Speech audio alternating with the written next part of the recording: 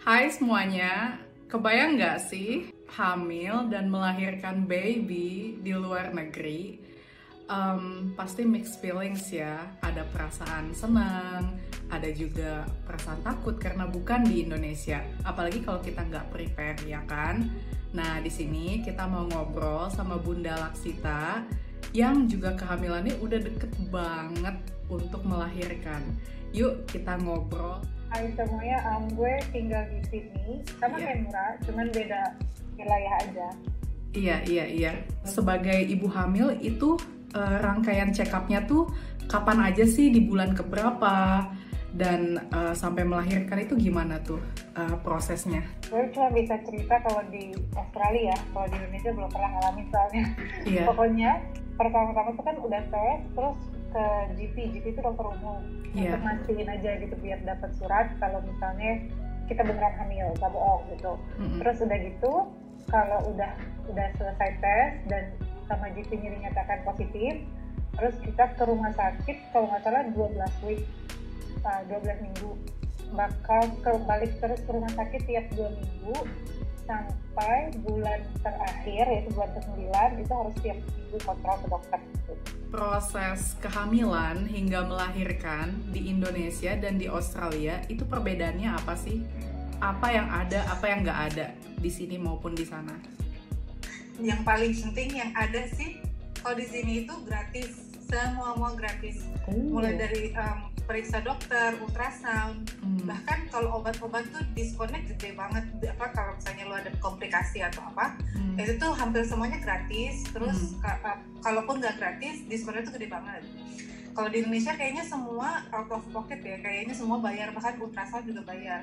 Di sini tuh gue sebulan bisa sekali ultrasound, atau ada juga sih yang nggak, maksudnya tergantung case by case ya. Ada orang yang ultrasound cuma 3-4 kali, ada yang harus setiap bulan karena tergantung perkembangan anaknya. Mahal kan kalau misalnya harus keluar dari duit sendiri.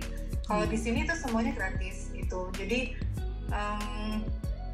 kalau ada masalah tuh bisa langsung termonitor. Kalau di Indonesia karena dokter pun bayar, jadi banyak yang underlying issue atau kayak ada penyakit-penyakit yang mereka nggak tahu dan baru ketahuan pas akhir-akhir gitu loh. Karena males kan keluar duit terus ketemu dokter sebenarnya. Kalau di sini itu benar-benar strict monitoring dokternya gitu sih. Ada nggak sih biaya mesti ditanggung sendiri gitu? Kalau boleh jujur hampir nggak ada. Paling kalau misalnya vitamin, tapi itu kan pilihan ya. Ada yang mau pakai vitamin, ada yang enggak gitu. Terus ada ya beberapa obat yang memang bayar sendiri, cuman nggak seberapa banget, paling $10, $20, kayak 100 ribu, 200 ribu gitu doang sih. Di sini kalau melahirkan itu dapat uang nggak sih dari pemerintah? Bukan karena melahirkan dapat uang sih, tapi ada assistance. Jadi kalau misalnya melahirkan itu si anak dapat bagian Centerlink itu kayak apa ya? Bansos gitu. Iya, bansos gitu. Jadi intinya kalau misalnya di sini itu kalau melahirkan itu dapat namanya family assistance. Jadi tiap anak itu nanti dikasih kayak per bulannya berapa atau per minggunya berapa, tergantung pendapatan orang tua. Jadi kalau misalnya orang tuanya pendapatannya semakin sedikit, bantuan pemerintahnya semakin banyak. Intinya itu sih buat ngebantu orang tua beli makanan buat anaknya, beli susu buat anaknya, beli obat kayak gitu-gitu.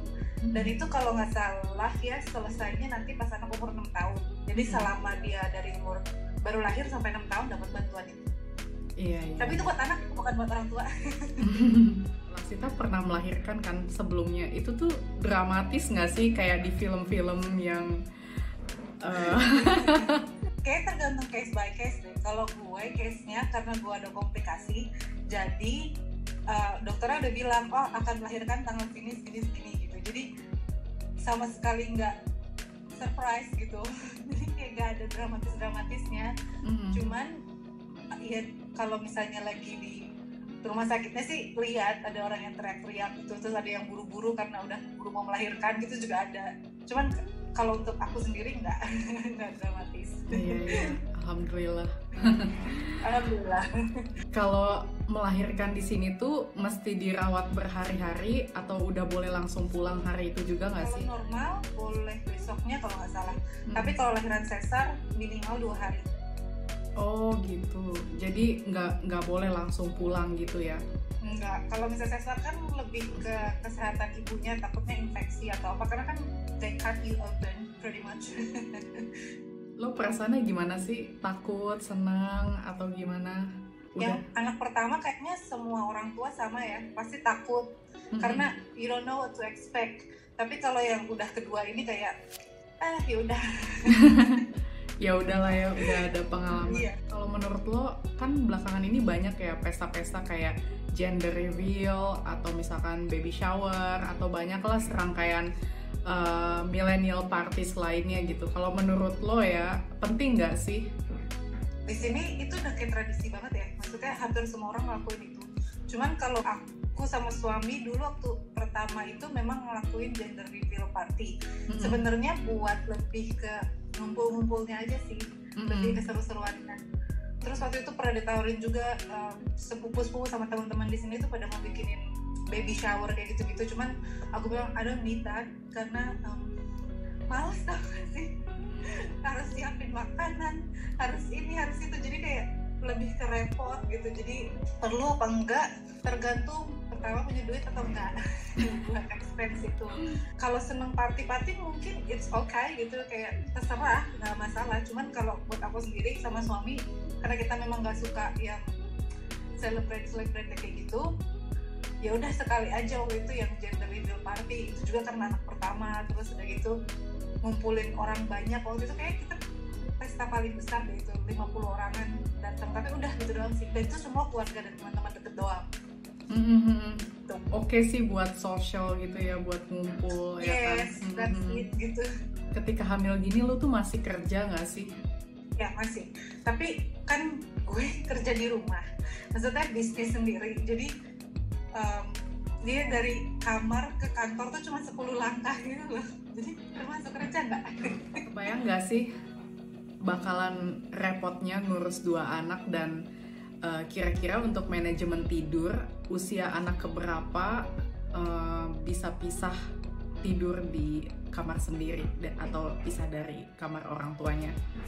Kebayang nggak ngurus 2 anak? Kebayang sih, karena kan waktu pindah ke sini tahu kan nggak bakal punya keluarga yang bisa bantu, nggak bakal punya pembantu gitu yang babysitter gitu yang bantu, jadi semuanya sendiri. Terus kalau misalnya untuk anak pisah kamar, kayak sebulan 2 bulan udah bisa deh. Oh gitu. Udah gitu, aku sama suami tuh memang nggak mau tidur sama anak, jadi memang ada apa kayak yang cot sih, tempat tidur kecil gitu yang bisa dipindah-pindah cotnya.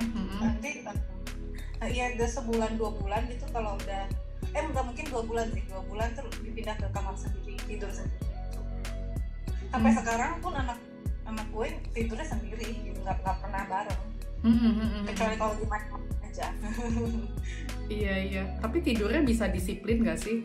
Maksudnya jam tidurnya bisa disamain gitu setelah beberapa bulan? Enggak beberapa bulan, tahun, 2,5 tahun baru benar-benar disiplin. Sebelumnya aduh ngaco. Iya. Sita, kamu dihamili sama siapa?